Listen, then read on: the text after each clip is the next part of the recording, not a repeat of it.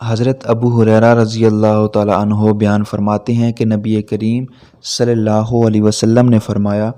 جب پڑھنے والا نماز میں یا غیر نماز میں آمین کہے تو سب آمین کہو، اس لیے کہ فرشتے بھی آمین کہتے ہیں۔ جس کی آمین فرشتوں کی آمین کے موافق ہو جائے تو اس کے پچھلے تمام گناہ معاف کر دیے جاتے ہیں۔ حضرت ابو ہریرہ رضی اللہ تعالیٰ عنہ بیان فرماتے ہیں کہ نبی کریم صلی اللہ علیہ وسلم نے فرمایا، جس نے ایک دن میں 100 بار کہا لا الہ الا اللہ وحدہ لا شریک لہ لہ الملک و لہ الحمد وہو علی کل شیء قدیر، اللہ کے سوا کوئی معبود نہیں، اس کا ملک اور اسی کی حمد و ثنا ہے، وہ ہر چیز پر قادر ہے۔ اس کو 10 غلاموں کے آزاد کرنے کے برابر ثواب حاصل ہوگا، اس کے لیے 100 نیکیاں لکھی جائیں گی اور 100 گناہ مٹا دیے جائیں گے،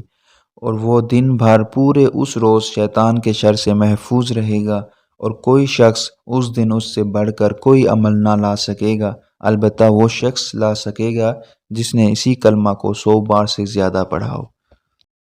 اس حدیث مبارکہ میں لا الہ الا اللہ کہنے کی فضیلت بھی بیان کی گئی ہے، اور یہ شیطان کے شر سے محفوظ رہنے کا نسخہ بھی ہے،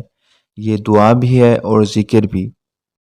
ایک روایت میں یہ کلمہ